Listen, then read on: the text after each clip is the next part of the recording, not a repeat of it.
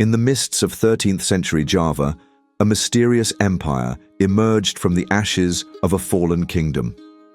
This was Majapahit, a civilization unlike any other, destined to dominate Southeast Asia with its unmatched ambition, cultural brilliance, and maritime power. Founded in 1293 following a dramatic rebellion against Mongol invaders, its story begins with betrayal, war, and a daring fight for survival. From these chaotic beginnings, Majapahit grew into a force of innovation and prosperity, weaving together vast territories and diverse traditions. Yet, much of its legacy remains cloaked in mystery.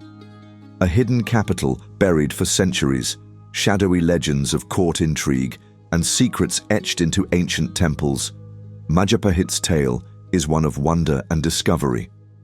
What made this empire so enduring and so extraordinary? Prepare to step into a world of ambition, ingenuity, and intrigue. These are 15 fascinating glimpses into the realm of Majapahit. Gajah Mada, the legendary prime minister of Majapahit, made an extraordinary promise known as the Sumpah Palapa. In this oath, he vowed to renounce all indulgences until he succeeded in uniting the entire Indonesian archipelago under Majapahit's rule. This bold declaration became the rallying cry for the empire's expansion, marking Gajah Mada as one of history's most ambitious statesmen. His pledge symbolized a vision of unparalleled unity and determination, setting the tone for Majapahit's golden era. More remarkable is how Gajah Mada fulfilled his promise. Through a combination of diplomacy, naval supremacy, and military conquests, he forged alliances and subdued rival kingdoms. His oath was not merely symbolic, it was a blueprint for action that reshaped Southeast Asia. Today, the Sumpah Palapa is celebrated as a defining moment of unity, ambition, and leadership, cementing Gajah Mada's legacy in Indonesian history.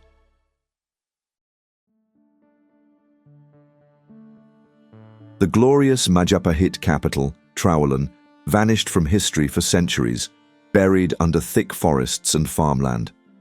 Rediscovered in the 19th century, its ruins revealed a sprawling city filled with temples, canals, and intricate terracotta structures.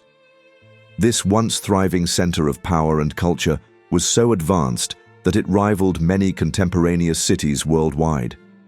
Its rediscovery sparked curiosity and a re-evaluation of Majapahit's influence. Excavations in Trawalan continue to uncover stunning artifacts, from ornate sculptures to advanced urban planning systems. These finds paint a vivid picture of a sophisticated and cosmopolitan society. The hidden city's design reflected both practicality and grandeur, serving as the heart of an empire that connected trade routes and cultures. Trawalan's rediscovery reminds us that even the mightiest capitals can fade into obscurity, only to rise again as symbols of forgotten glory.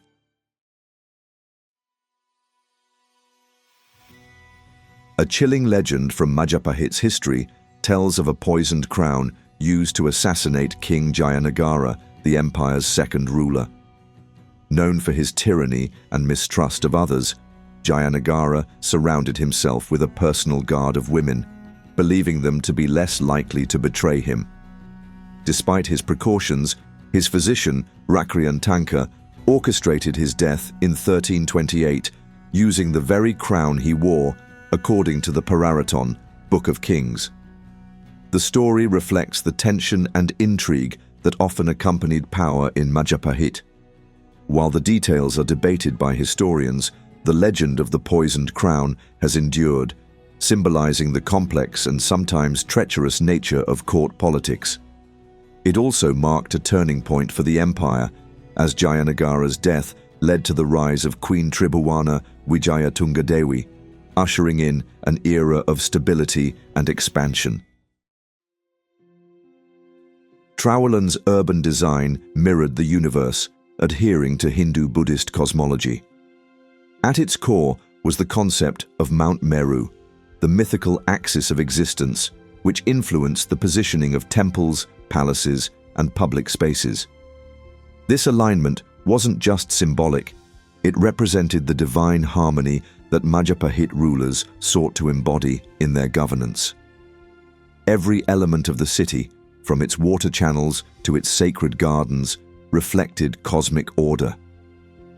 The city's grid layout combined spiritual significance with practicality. Streets were arranged with precision, while canals and reservoirs ensured a steady water supply. This dual-purpose design made Trawalan both a functional and sacred space. The empire's leaders believed that creating a city aligned with divine principles reinforced their legitimacy and prosperity. The cosmic layout of Trawalan showcases Majapahit's advanced urban planning and the deep integration of spirituality in daily life.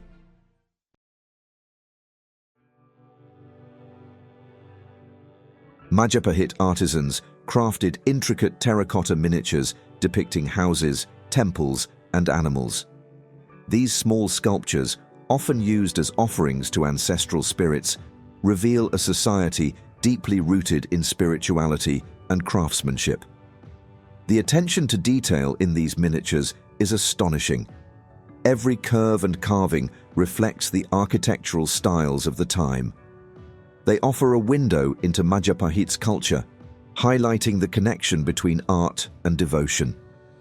Thousands of these miniatures have been unearthed in Trawalan, providing insight into both elite and everyday life. From religious ceremonies to agricultural practices, these artifacts capture the diversity of Majapahit society. They also reveal how people used art to bridge the physical and spiritual worlds.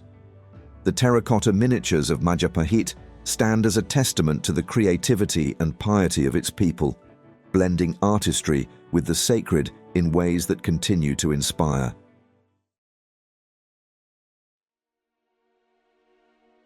Majapahit cities featured advanced sanitation systems that ensured cleanliness and public health.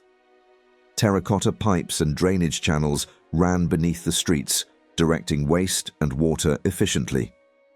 This infrastructure supported large urban populations and made cities like Trawalan livable and prosperous. The level of engineering skill required to build such systems highlights the technical expertise of the Majapahit civilization. These sanitation systems weren't just functional, they reflected a commitment to quality of life. Clean water and effective waste management allowed Majapahit to sustain its population while preventing disease. This focus on urban planning set the empire apart from many contemporaneous civilizations. The terracotta pipes and drainage networks of Majapahit serve as a reminder of how innovation and practicality can go hand in hand with cultural and economic development. Perfume was an obsession in the Majapahit court, with elite circles favoring exotic fragrances imported from India and Arabia. Aromatic oils, incense, and spices filled royal chambers, temples, and ceremonial spaces, symbolizing wealth and refinement. These scents were more than indulgences. They were used in religious rituals and as markers of social status, making them highly sought after in the empire. The demand for perfumes reflects Majapahit's extensive trade networks, which brought luxury goods from distant lands into the empire's markets. This fascination with fragrance demonstrates not only the sophistication of Majapahit society, but also its cultural openness and cosmopolitan nature. The perfumes of Majapahit were a sensory expression of the empire's prosperity and its ability to connect with the wider world through trade.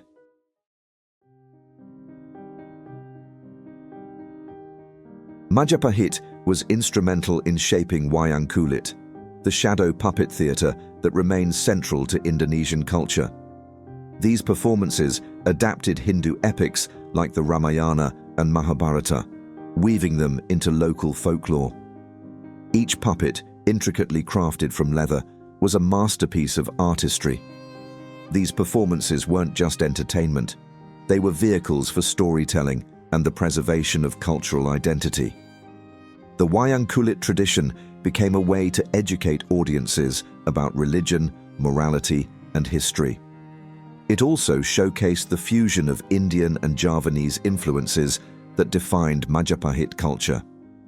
By innovating and promoting shadow puppetry, Majapahit left a cultural legacy that has endured for centuries. This art form continues to captivate audiences, linking modern Indonesia with the rich traditions of its Majapahit past.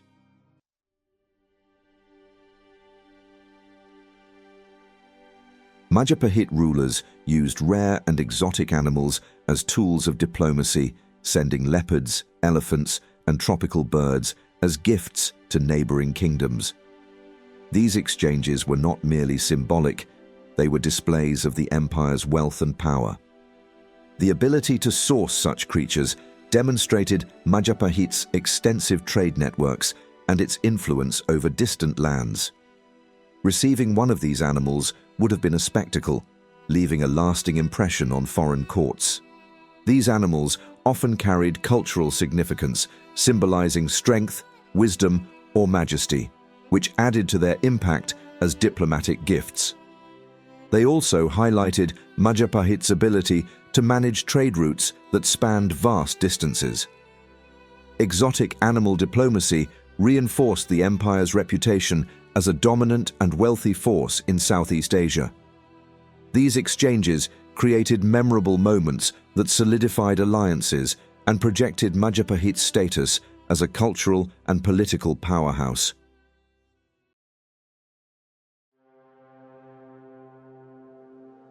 Majapahit's naval power was unparalleled in its time, with a fleet of over 800 ships. These expeditions were not solely for conquest. They were vital to securing trade routes and maintaining the empire's influence across the archipelago. The navy played a key role in connecting distant territories, ensuring the flow of spices, textiles, and other valuable goods. Majapahit's dominance over the seas was essential to its prosperity. This naval supremacy also allowed Majapahit to project power beyond Java, reaching into areas like the Malay Peninsula and Borneo. The size and coordination of its fleet reflected advanced maritime technology and organization. Majapahit's navy wasn't just a military force, it was the backbone of an empire that thrived on trade and connectivity. These expeditions solidified its position as a leader in Southeast Asia, shaping the region's history for centuries. The Pamalayu expedition, 1275 to 1293, was a bold military campaign launched by Majapahit to expand its influence into Sumatra. The mission aimed to subdue rival kingdoms and establish Majapahit's dominance in the region. It was a feat of logistics and strategy, showcasing the empire's ability to project power far beyond Java. The campaign became a defining moment in Majapahit's rise, marking its transition into a formidable force in Southeast Asia. The expedition wasn't just about conquest, it was a statement of ambition and strength. By defeating powerful rivals, Majapahit cemented its place as a leading power in the region. The Pamalayu expedition remains a testament to the empire's far-reaching vision and its ability to execute large-scale operations that reshaped the political and cultural landscape of Southeast Asia. This daring campaign highlighted Majapahit's military ingenuity and determination to expand its reach.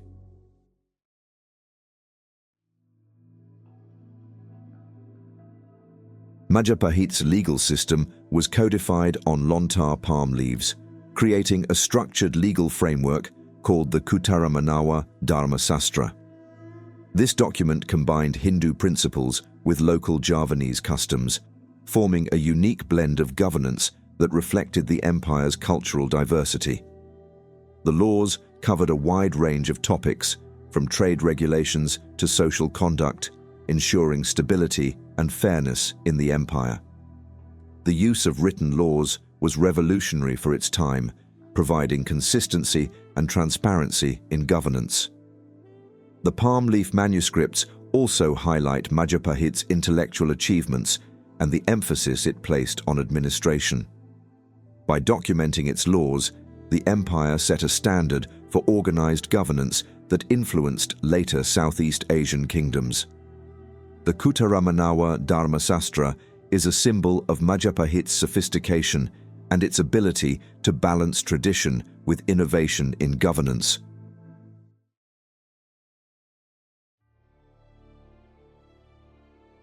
Majapahit celebrated strong female leaders, with Queen Tribhuwana Wijayatunga Dewi standing as one of the most remarkable examples.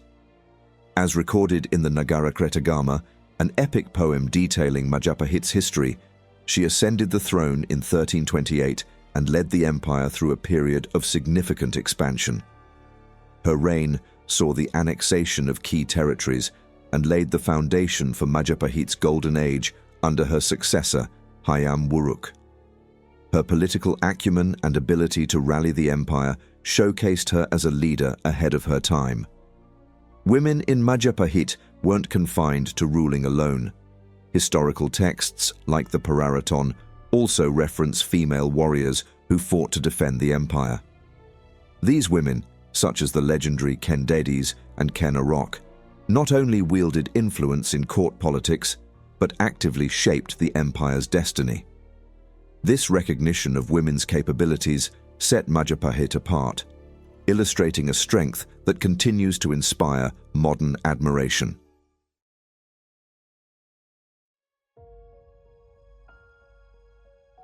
Despite its vast territory, Majapahit operated without a large standing army. Instead, it relied on a flexible combination of naval power, local militias, and strategic alliances. This approach allowed the empire to adapt to different challenges and reduce the strain on its resources. Majapahit's ability to maintain control over its territories without constant military presence demonstrated its political and administrative skill. This system depended on loyalty and diplomacy. Local leaders were often integrated into Majapahit's governance structure, ensuring stability through mutual benefit rather than force. When conflicts arose, the empire deployed specialized forces or relied on its powerful navy. This unconventional approach to military organization was a key factor in Majapahit's success, proving that strength doesn't always lie in numbers, but in strategy and adaptability.